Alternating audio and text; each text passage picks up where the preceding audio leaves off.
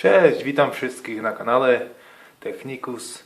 Jeszcze jeden odcineczek dotyczący transformatorków. Ten tu oto ma 420 gramów, nowa waga. Jak widać kupiłem sobie do 10 kg aż. No to będziemy ważyć znowu miedź. No i teraz z tym transformatorkiem nie idzie ani rozebrać obudowę, ani nie idzie po prostu. Musimy sobie to wypnąć takim to sposobem, oto nożem. No i jedną stronę wydostaniemy po prostu tym, że go wyciskamy.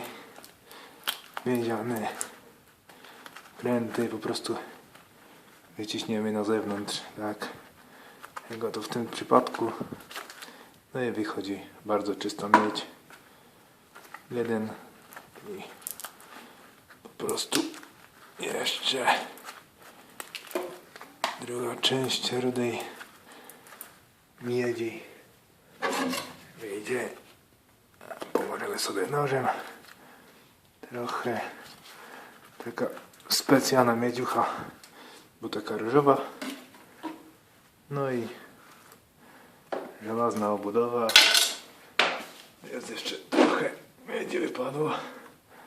No 50 gramów miedzi wpadło z takiego transformatorka. No to możemy sobie resztę wywalić do żelaza. No i dziękuję za uwagę. Kolejne odcinki będą z nową wagą. Myślę, że lepiej widać. To moje zasoby, które czekają na sprzedaż miedzi. Około 29 kg już się nazbierało wszystkiego. No i tu jest jeszcze palona miedź. No to i dajemy do zasób miedzianych. Dziękuję za obejrzenie.